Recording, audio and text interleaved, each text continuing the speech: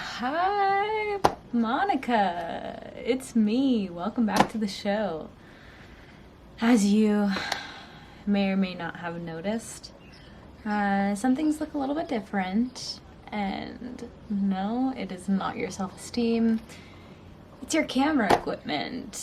So, Mabruk, or congratulations on the gift. Because it's awesome. Now, today's show will be a little bit different. Let's face it, all of my videos have been different, but you know, we're here. The short story is that I began writing a script for this guy, number 4. And I was writing, and I realized that I could continue and eventually just, get sick of the idea altogether. So here we are, trying something different, and by that I mean just no script. We're going off the cuff. One of the main reasons you wanted to start a YouTube channel, Monica, is because of an idea you had. Ooh, there's a car outside, and it's a loud vehicle. I'm going to wait patiently.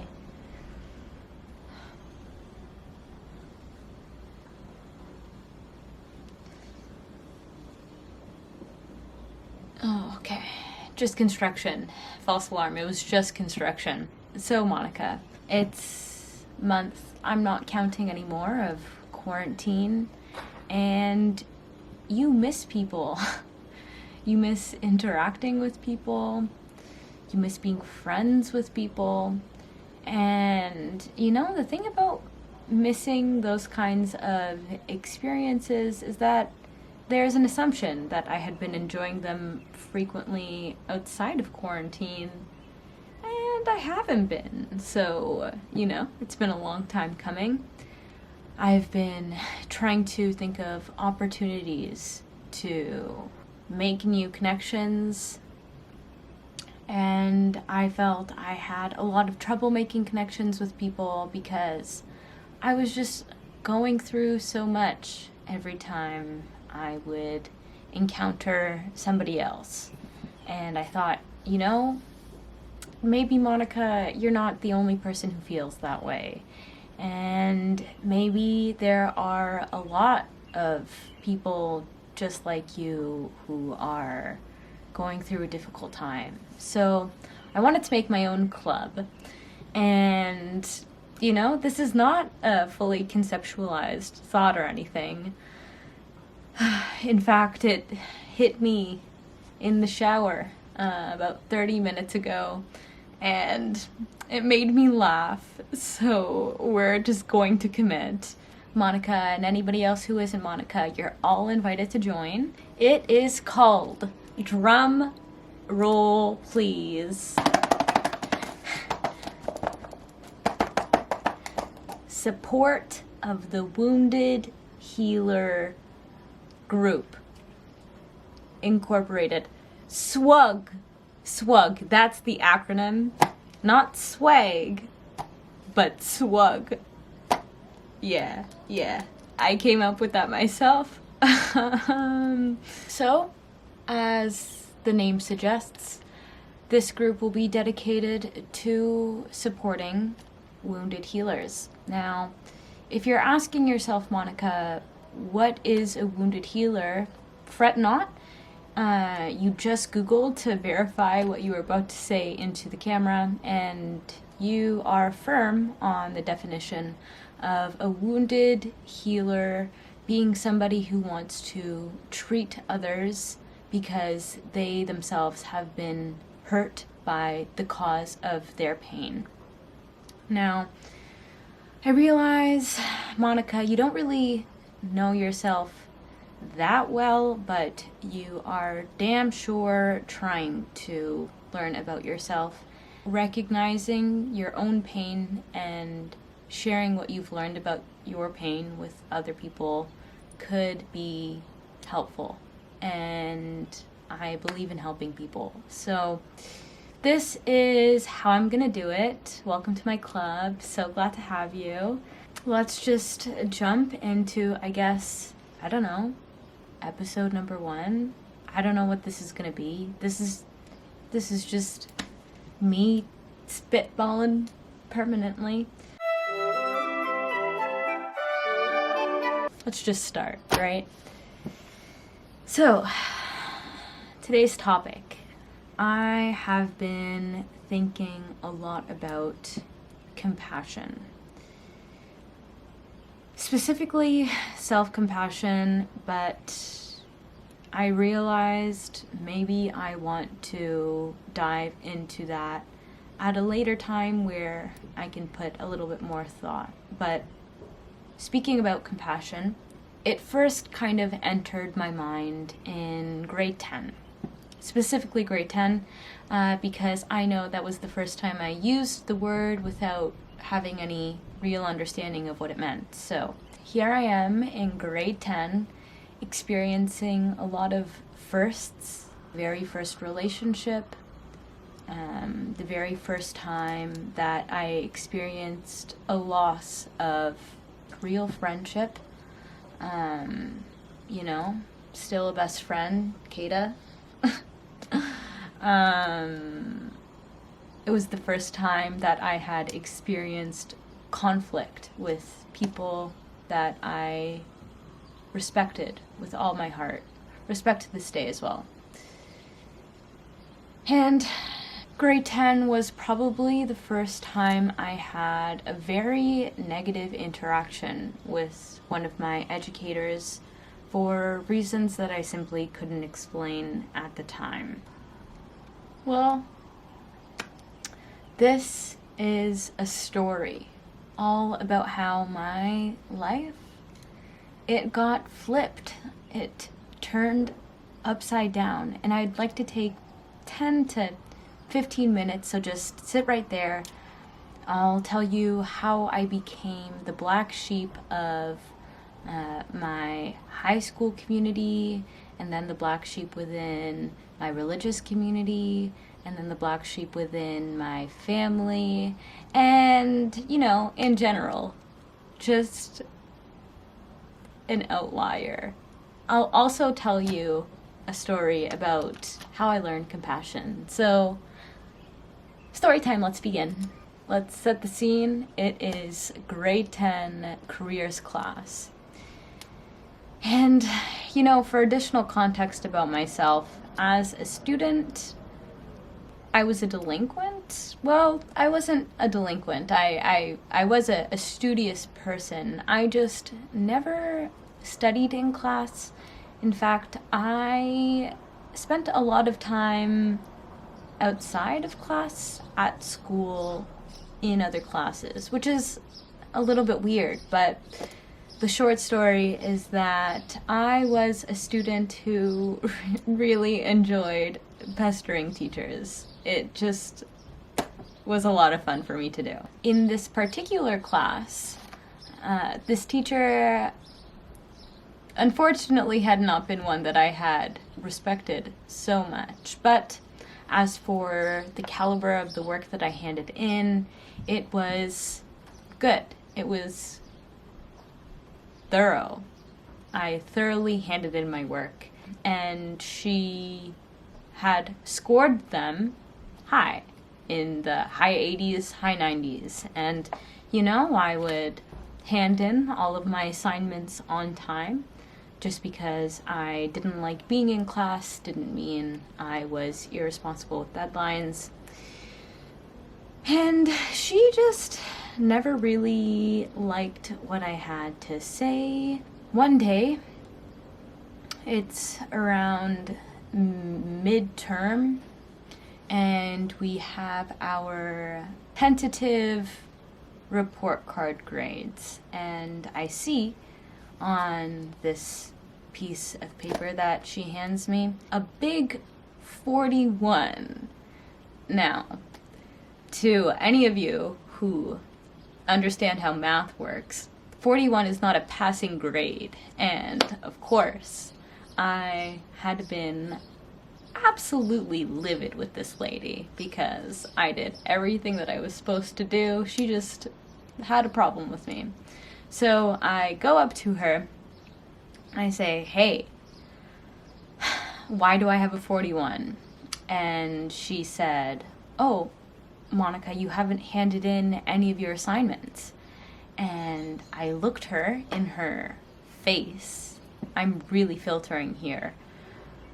I looked her in her face and said, not only have you received my assignments, but you have scored them a high score and have handed them back to me, and I have them all here. So why do I have a 41 in your class?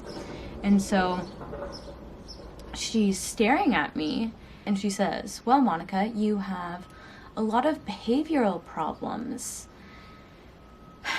She says, you don't do what you're told to do. And I'm looking at her, dumbfounded that these words are coming out of her mouth when I've done what I was told to do and received feedback already, and it was positive feedback. And so I'm staring at her, I'm like, what do you mean? She says, well, if an employer comes to you and says, Monica, as your employer, instead of planting this tree upright, you have to plant this tree upside down. And I'm staring at her, not understanding what she's saying. She says, okay, you've just been asked to do something you don't understand. Do you do it? And I looked at her and I said, if an employer said to plant a tree upside down, I would quit my job. She says, you see, Monica, look, you're doing it right now. And I'm just standing in front of this woman like, am I being punked? Is that what this is? Am I being punked right now? And she looks at me, she says, well, Monica, what would you have me do in this kind of scenario? And we're coming full circle. I looked her in the eye and I said, well, filter, I would have a little bit of compassion. Yeah. So this teacher is looking at me, being told off by one of her students that she tried to fail for no reason to have a little bit of compassion.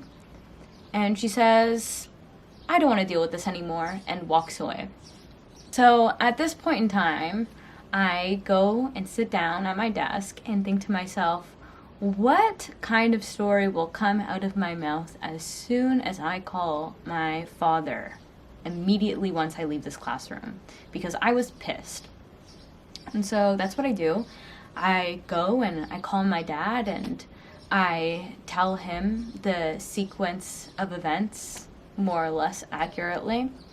And so he is also a high school teacher. Teaches at a high school that was actually just around the corner from the one that I had attended for 3 years. He comes to the class at the end of the day and he's asking me to just say nothing. And I comply. And so we both go to her office together, and my father knocks and opens the door. And here this teacher is talking to another student. And as soon as she meets my father's eye, she goes, George? And I'm standing there like, this can't be happening. This can't be real. And he goes, oh, hi! And I'm standing there like, oh my god.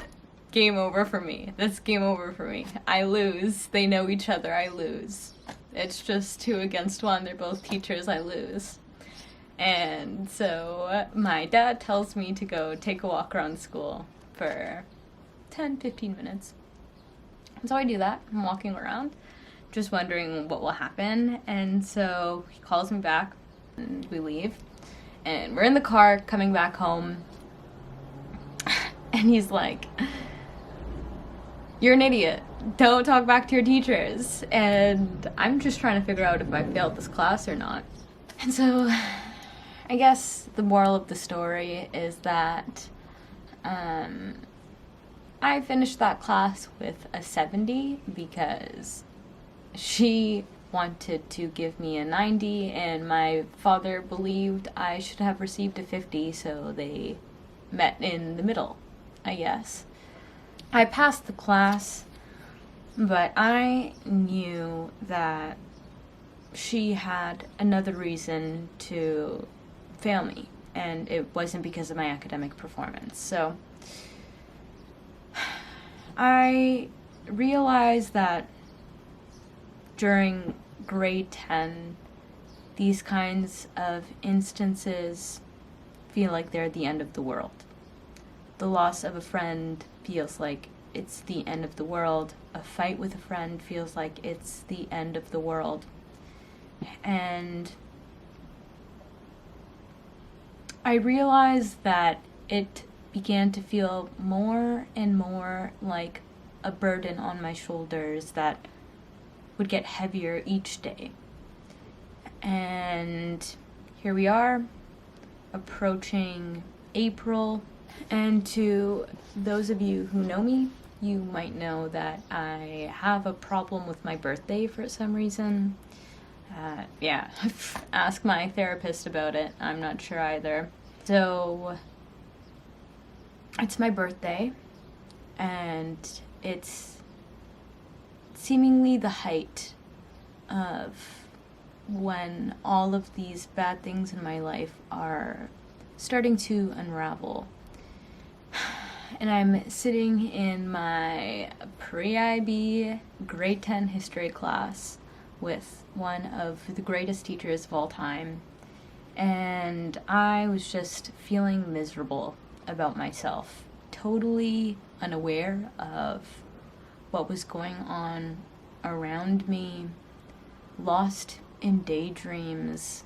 I remember very vividly sitting in class and all of a sudden people turning into groups for a class exercise, and my wonderful teacher making eye contact with me and making a thumb at the door. So unsuspectedly, I leave the room feeling a little bit bad about myself because I assume she probably caught me not listening to her the entire class. And out of nowhere, behind her hands, she pulls out a little Tupperware container with a cupcake, a red velvet cupcake. All of a sudden, she gives me a hug and says, "Happy birthday."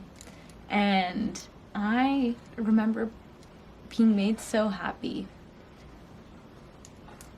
Being made so happy by that experience.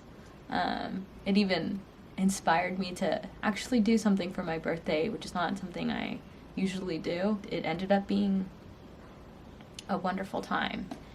And it's funny because years later, this wonderful teacher that I had felt so fondly of, on social media I saw that she had won an award for being Ontario's best history teacher or something along those lines. Either way, I'm super proud of her, and I decided, yeah, I want to go and visit this teacher and talk to her about my life and connect, because that's just the kind of person I was in school. I preferred teachers as friends as opposed to students.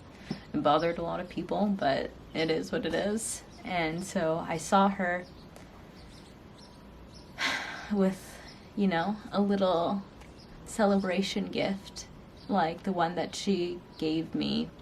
And while we were catching up, she recommended a book to me about self-compassion. And ever since, I have been thinking nonstop about what compassion means and what self-compassion means to me. Looking back at my experiences, something as simple as a red velvet cupcake made me understand compassion a little better. Compassion is recognizing when somebody else is suffering and wanting to act in a way that will help. And finding compassionate people, to me, often meant finding my educators and never leaving them alone.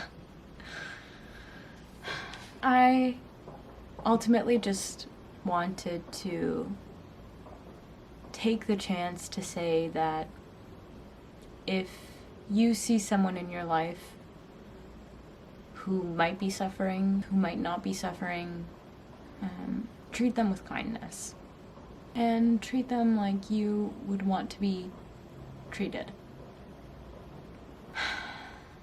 Well, I don't know how this video is going to turn out because of how unstructured it was, but I didn't want to let my fear stop me. So, you know what, Monica? It's fine, it's fine, it's fine. You have a new camera now, you know, you're doing something.